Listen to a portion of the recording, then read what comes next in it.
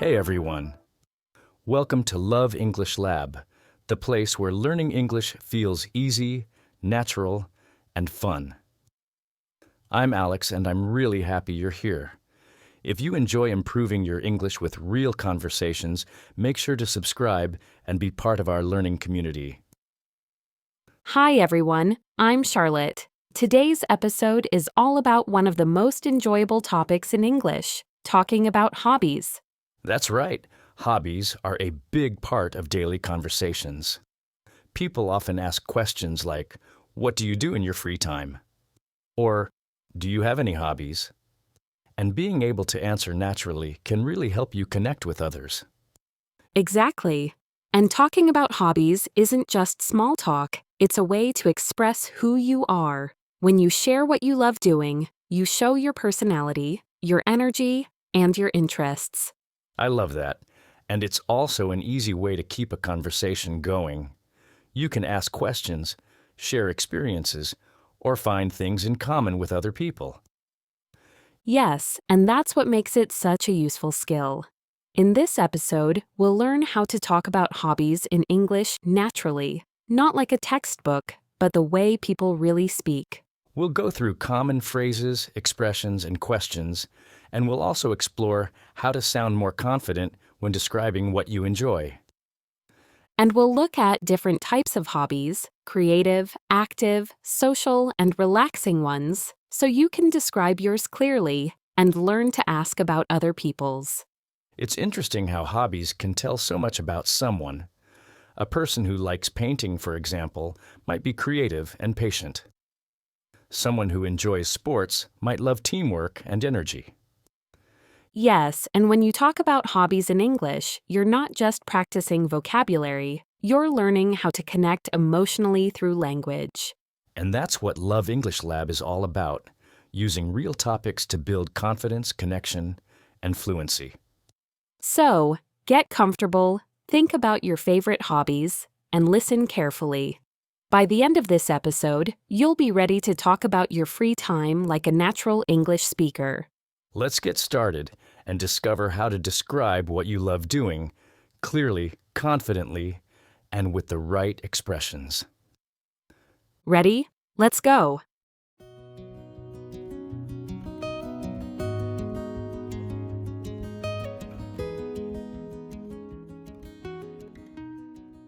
So, Alex, let's begin with something very simple: how to start a conversation about hobbies. Yes, because it's one of the easiest and friendliest topics in English. Talking about what people enjoy in their free time helps break the ice. You can ask questions, find common interests, and make the conversation feel relaxed.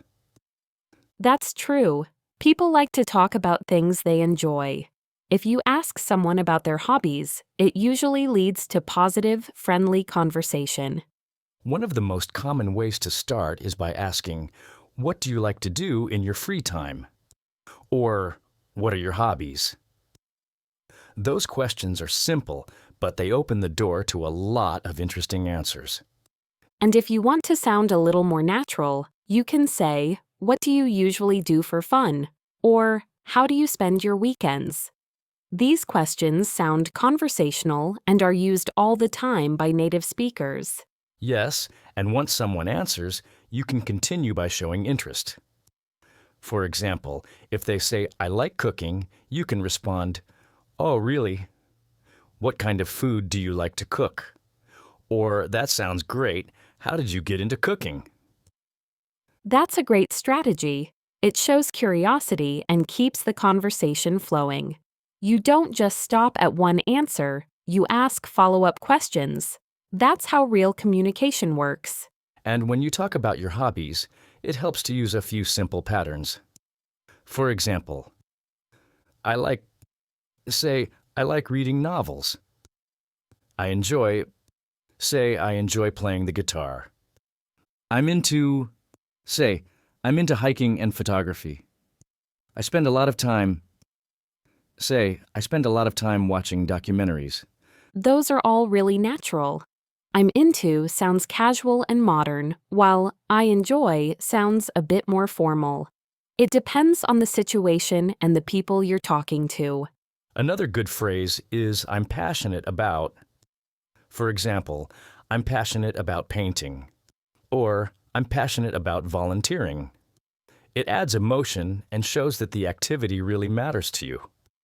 And if you're just starting a hobby, you can say, I've recently started, or I've just gotten into.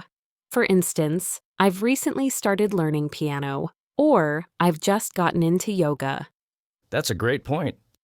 It tells people you're open to new experiences, and that's always a good topic for small talk. Also, remember that you can ask others in the same way. Have you ever tried? Or would you like to try? For example, have you ever tried surfing? Or would you like to try painting? Those questions work really well when you want to keep a friendly rhythm. They invite the other person to share opinions or experiences. Another useful technique is to give small details when you answer. Instead of saying, I like sports, you can say, I like playing basketball with my friends on weekends. The details make your English sound natural and interesting. Yes, and it helps people connect with you.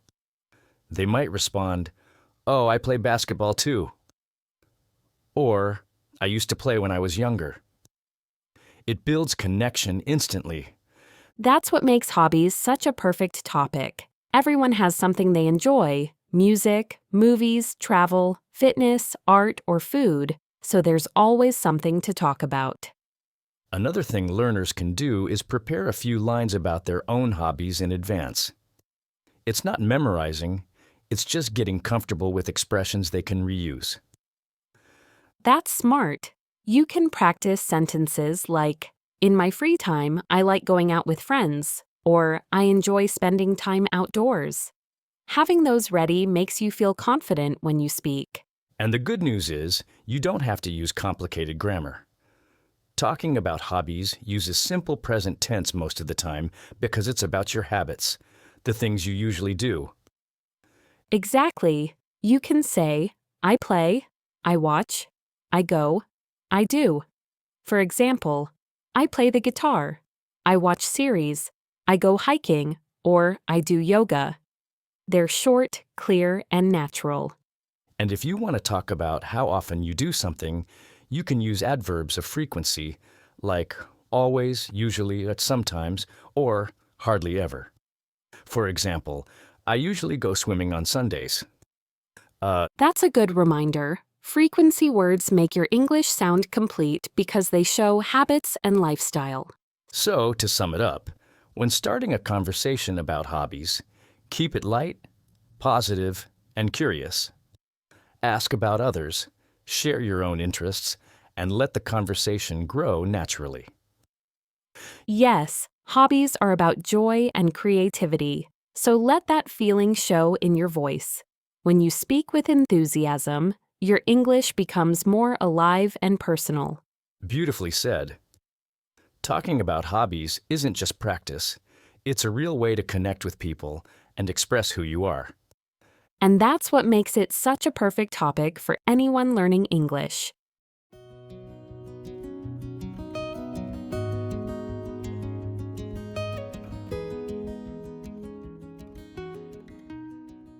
Now that we've talked about how to start a conversation about hobbies, let's explore the different kinds of hobbies people usually talk about.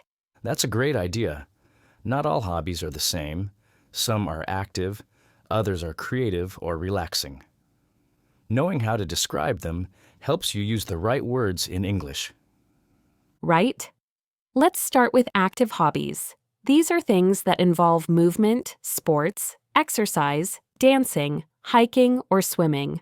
You can use verbs like play, go, or do, depending on the activity. Yes, for example, we say play basketball, go running, or do yoga. Learners often confuse these verbs, but there's an easy way to remember. Use play for team sports or games with equipment, like play soccer or play tennis. Use go for activities that end in ing, like go fishing or go camping. Use do for other general activities, like do karate or do exercise. That's a perfect summary. And when describing an active hobby, you can add details about how often you do it or why you like it. For example, I go hiking twice a month because it helps me relax and stay healthy. Yes, giving reasons makes your answer more personal and natural. It turns a simple statement into a conversation. Now, let's move to creative hobbies. These are hobbies that let you express yourself, like painting, drawing, photography, writing, or playing an instrument. Creative hobbies are great to talk about because they show personality. You can use verbs like I like creating, I enjoy making, or I spend time working on. For example, I spend a lot of time working on short stories, or I enjoy making digital art.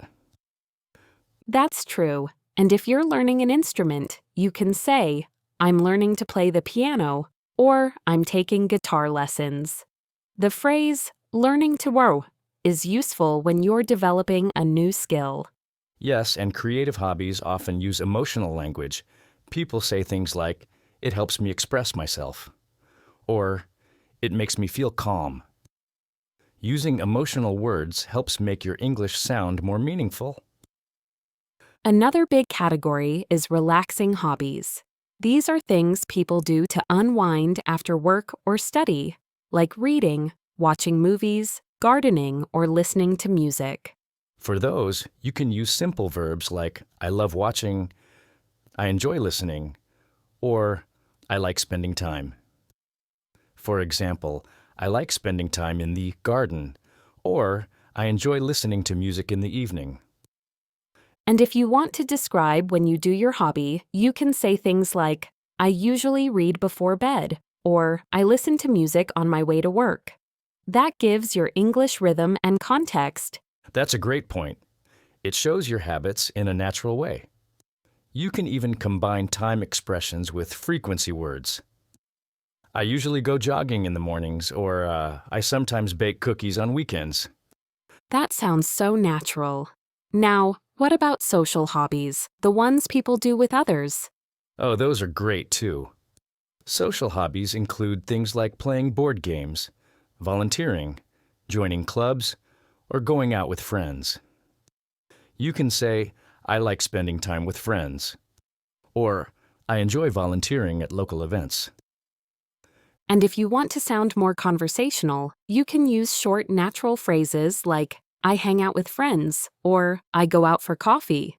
They're very common in casual English. That's right. Hang out is one of the most natural ways to say spend time with friends. It's informal, but perfect for everyday conversations. And let's not forget outdoor hobbies. Some people love being in nature, camping, cycling, rock climbing, or bird watching. You can say, I love being outdoors, or I feel relaxed when I'm in nature.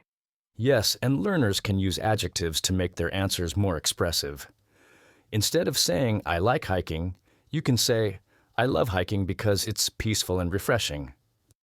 Adjectives like relaxing, exciting, creative, and challenging help describe how a hobby makes you feel. That's a great tip. You can also use phrases like, it helps me stay fit, it's a great way to meet people, or it helps me focus. These expressions explain why you enjoy your hobby, not just what it is. And when you describe hobbies in English, don't worry about sounding perfect. What matters is communicating enthusiasm and interest. When your voice shows passion, your English sounds more alive. Absolutely. When someone says, I really love photography, capturing moments makes me happy, it feels real. People connect to that energy. So, to describe hobbies naturally, remember 1. Identify the type, active, creative, relaxing, or social. 2. Use the right verb, play, go, do, learn, or enjoy.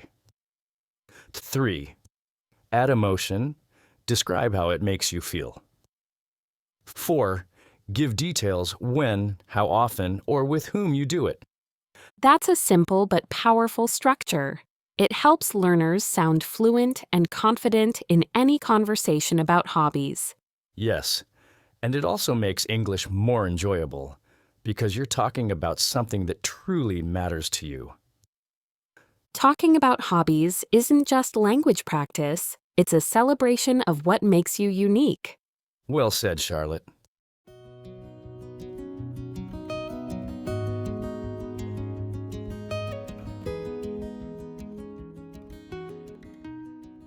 So, Charlotte, now that we know how to start a conversation about hobbies and how to describe them, let's talk about something equally important: how to keep the conversation going. Yes, because starting a conversation is easy. Keeping it interesting and natural, that's where fluency really grows. I agree. Many learners stop after one or two answers. For example, if someone asks, "What do you like to do in your free time?" and you just say, "I like music," the conversation ends quickly. Right. But if you add details or ask a question back, the conversation continues. You could say, I like music. I listen to a lot of jazz. How about you? What kind of music do you like? And suddenly you're having a real exchange. That's such a good example. You're not just answering, you're building connection. The key is to react to what the other person says, not just wait for your turn to speak. Exactly. And you can use small expressions to show interest, phrases like, that sounds fun. Oh, really? Or, I'd love to try that. These short reactions make you sound friendly and engaged. And if you want to go a bit deeper, you can ask follow-up questions. For example, how long have you been doing that? What made you start? Do you usually do it alone or with friends? What do you enjoy most about it? Those are fantastic. They're natural, easy to remember, and they show real curiosity. They also help you learn more vocabulary because the other person will use new words while describing their hobby. And when you answer, you can use linking words to make your English flow better. For example, I started painting 2 years ago because I needed a way to relax. Or, I enjoy hiking since it helps me clear my mind. Yes, connectors like because, since, and so make your sentences longer and more natural. They also show that you're thinking in English, not translating word by word. Another tip is to share short stories or experiences related to your hobbies. People love listening to stories. You could say, "Last month I went hiking with my friends, and we saw the most beautiful view." It adds emotion and imagery to the conversation. That's true. Stories bring language to life, and they give listeners something to respond to.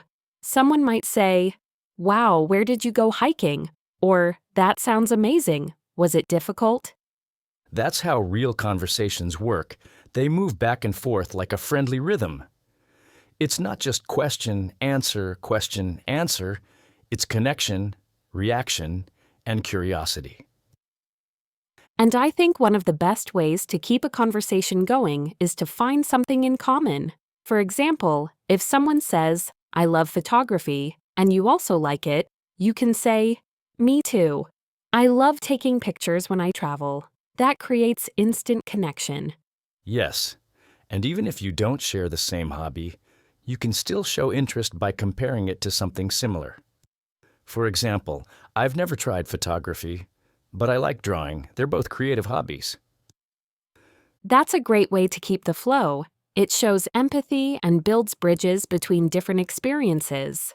Learners can also use active listening phrases to make their English sound more natural. Expressions like, I know what you mean, that must be exciting, or really, I didn't know that, make you sound confident and present in the conversation. Those little phrases make a big difference. They show that you're listening, not just waiting to talk. And something that helps a lot is body language, smiling, nodding, or maintaining eye contact. Even though we're talking about spoken English, Communication is not only words, it's attitude. That's true. When you smile, your tone changes naturally. It becomes warmer and easier to listen to. So to keep a conversation going, you can remember 3 simple steps. 1. React. Show interest with short comments. 2. Ask. Follow up with natural questions. 3. Relate, connect their experience to your own. I love that structure. It's easy to remember and works in almost any situation. And you know what's great about talking about hobbies? It's a safe topic. There's no pressure, no right or wrong answer, just curiosity and sharing. That's why it's one of the best topics for English learners. You can practice grammar, vocabulary, pronunciation, and listening all at once, and it doesn't feel like studying. Yes, you're practicing communication, not perfection. And that's what helps you sound natural. English isn't about giving perfect answers. It's about making the other person feel comfortable talking to you. Well said. The goal isn't to impress, it's to connect. Exactly. When you focus on connection, fluency follows naturally. So next time you talk about hobbies, don't worry about mistakes. Focus on enjoying the conversation. That's how real progress happens. And who knows? You might even discover a new hobby just by talking about it. That's the beauty of sharing what you love.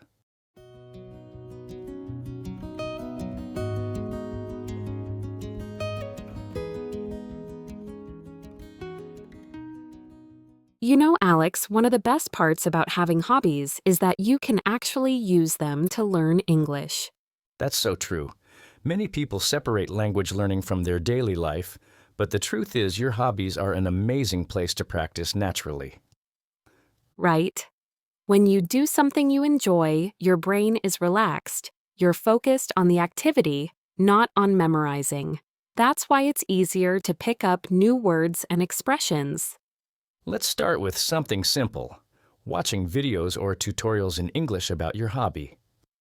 For example, if you love cooking, watch recipe videos in English. You'll learn words like stir, chop, bake, or mix without even opening a dictionary. That's a great example. I know people who learned so much vocabulary just from their favorite YouTube channels. Everything from gardening to painting to fixing bikes.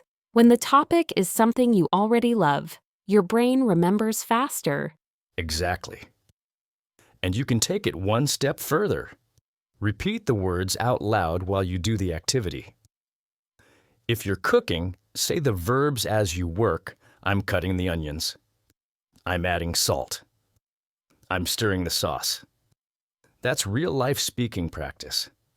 That's such a useful technique.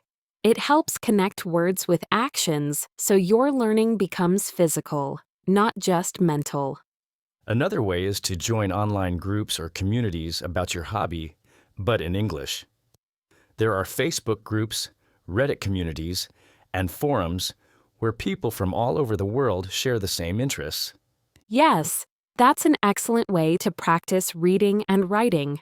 You can read comments, learn how people express opinions, and even ask questions or share your own ideas, all in English. And the best part?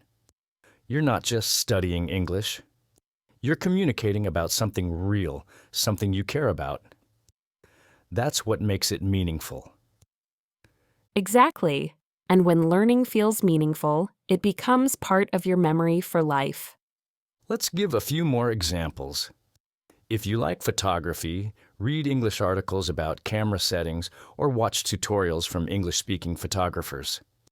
If you love fitness, follow workout videos or listen to English podcasts about health. And for people who love music, that's a great hobby for language learning. You can read song lyrics, look for the meaning of phrases, and even sing along. It's fun and it improves pronunciation and rhythm. Music is perfect because it connects language with emotion. When you feel the lyrics, you remember the words easily. Another great hobby is reading itself. Some people enjoy reading novels, short stories, or even comics in English. You don't have to understand every word. The goal is to enjoy the story and get familiar with how sentences flow. Yes, and using audiobooks helps too. You can listen while you read to see how words are pronounced. That combination, listening and reading together, builds strong comprehension. I also think writing about your hobbies is a good way to practice. You can keep a small journal where you describe what you did, like, "Today I played tennis with my friend. It was really fun and we learned new tricks." That's great advice. Writing small daily notes helps you practice grammar and vocabulary in context. It's like speaking on paper. And it doesn't have to be long or formal. Just a few lines about what you enjoyed, what went well, or what you learned. Another thing that works really well is teaching others about your hobby in English. Even if no one is listening, just try to explain what you're doing. For example, to start the recipe, you need to preheat the oven. Or, this camera works best in natural light. That's such a smart method. When you explain something out loud, you have to organize your thoughts, and that strengthens your English. Exactly. It's like becoming both the student and the teacher at the same time. And if you want to take it further, you can record yourself doing your hobby while speaking in English. For example, film a short clip of yourself drawing or cooking and narrate the process in English. It's fun and creative, and it helps you listen to your pronunciation later. That's such a great exercise. You can even post it online and get feedback from other learners or native speakers. Sharing your interests in English builds confidence fast. And remember, you don't have to do all of this perfectly. It's not about speaking like a native. It's about using English in your world. Right? When you connect English with something you love, it stops feeling like study time. It feels like self-expression.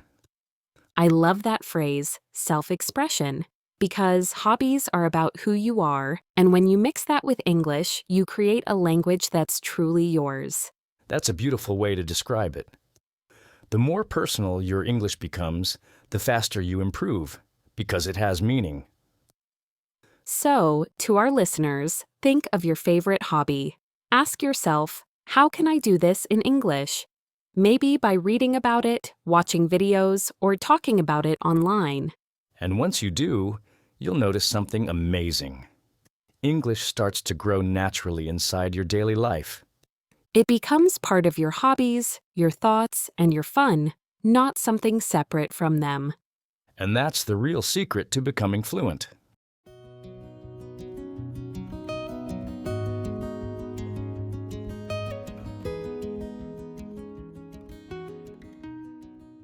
Charlotte, one of my favorite things about hobbies is how they bring people together. You can start a conversation with a stranger, join a new group, or even make friends from other countries, all because you share the same interest. That's so true. Hobbies create connection. They help you meet people who think like you, even if you don't speak the same first language. And when English becomes the bridge, that connection feels even more exciting. Yes. Many learners don't realize that hobbies are one of the easiest ways to practice English socially. You don't need a classroom, you just need a shared passion. Exactly. Think about it. If you like photography, you can join an online photography club in English. If you enjoy gaming, you can play with people from different countries. You'll use English without even noticing it, just by communicating naturally. That's what makes it powerful. You learn vocabulary, grammar, and pronunciation, but through real interaction. The language becomes meaningful because you're using it to connect, not just to study. And that's when English starts to feel alive, when it's used for friendship, teamwork, or shared creativity. Yes. And what's beautiful is that hobbies create equal ground. Everyone in the group shares the same goal: to enjoy the hobby. Nobody is judging your English. They're just interested in the same activity. That's a great point. Many learners feel nervous about speaking English because they fear mistakes. But when you talk about a topic you love, confidence comes naturally. You forget about the fear and focus on expressing yourself. And that's what makes your English flow better: emotion and confidence. When you speak with interest, your words follow easily. I know someone who joined an English-speaking book club. At first, she was shy and didn't say much, but after a few meetings, she started sharing her opinions about the stories. Little by little, she became more comfortable, and her fluency improved dramatically. That's such a great example. It shows how regular interaction builds both language and friendship. Yes, and the same thing can happen with any hobby. If you like sports, join a local team or an online fan group. If you love art, share your drawings or comment on others' posts in English. Every small interaction counts. It's also a great way to learn cultural expressions. When you chat with people from different places, you hear new words, accents, and idioms. That helps you understand how English is really spoken around the world. Definitely. English changes depending on culture and region, and hobbies are a fun way to discover that. For example, people might describe a good game as awesome in one country and brilliant in another. Same idea, different flavor. That's what makes global English so fascinating. You learn communication, not perfection. You start to see that English is a tool for connection, not a competition. I love that mindset. And it's something we should remind learners of. You don't need to sound perfect to connect. You just need to be curious and kind. Exactly. A simple message like "nice photo" or "that looks delicious" is already real English. You're practicing writing, reacting, and being part of a community. And those little comments can turn into conversations and sometimes into real friendships. Yes. Some people even find professional opportunities through shared hobbies. For example, someone who loves design might meet clients or collaborators online just by sharing their work in English. That's so true. Hobbies can open doors. They connect people, ideas, and even careers. So it's not just about fun, it's also about growth. You're improving your language and your confidence at the same time. And the best part? It doesn't feel like studying. You're learning by doing what you love, surrounded by people who share your enthusiasm. That's what makes it sustainable. You can't get tired of something that brings you joy and connection. I think that's the secret. Find a hobby that makes you feel alive, and let English be part of it. Yes. Don't wait for a perfect level of English. Start using it now, with the hobbies and interests you already have. That's such a great reminder. Learning English isn't just about language. It's about living experiences through English. Exactly. It's about watching a movie and laughing in English, reading a recipe and trying it in English, or sharing your weekend project in English. Those small moments build fluency in a way that textbooks never can. So, to everyone listening, think of one hobby you love. Find one small way to share it in English this week. Post a comment, join a group, or write about it. And remember, it doesn't matter how simple it is. Every time you use English to connect, you're taking a step forward. One message, one conversation, one connection. That's how fluency grows. And before you know it, English will no longer feel like a subject you're learning. It'll feel like a part of your everyday life. That's when you know you're truly living the language.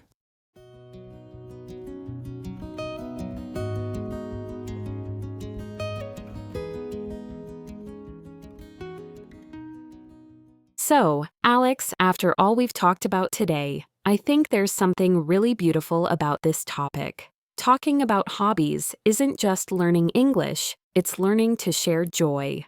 I completely agree. When you talk about what you love, your English sounds more natural, your energy feels real, and people connect with you instantly. Yes, because hobbies are part of who we are. They show our curiosity, our creativity, and the way we enjoy life. And when we express that in English, we're not just practicing grammar, we're sharing ourselves with the world. That's such a good way to see it. And I think that's why this topic fits so well with language learning. It reminds us that English isn't just a subject, it's a bridge. It connects ideas, experiences, and people. And it's a bridge we can cross every day, just by talking about simple things we enjoy: reading, cooking, music, travel, art, sports. Each conversation becomes a small window into another world. Exactly. And the best part? You don't need to be perfect to express what you love.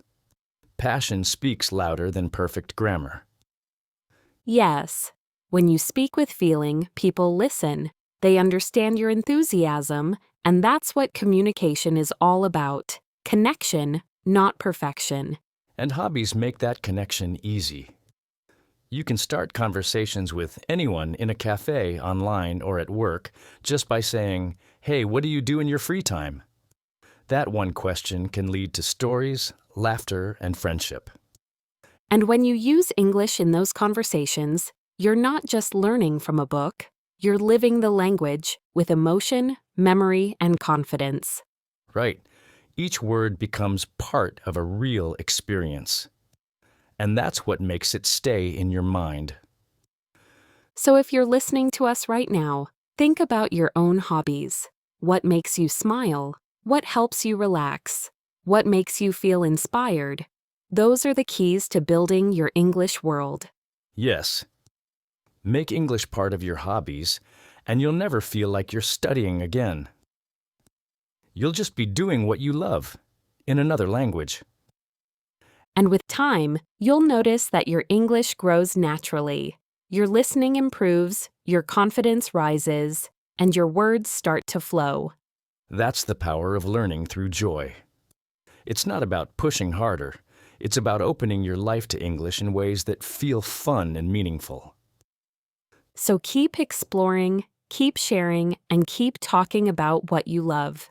Because every time you do, you're not only practicing English, you're expressing a part of yourself. And that's what makes your English truly unique. Thank you so much for joining us today. We hope this episode inspired you to talk more about your hobbies, in English and from the heart. Keep going, keep learning, and remember, the best conversations always start with something you love. Until next time, keep living, laughing, and learning in English.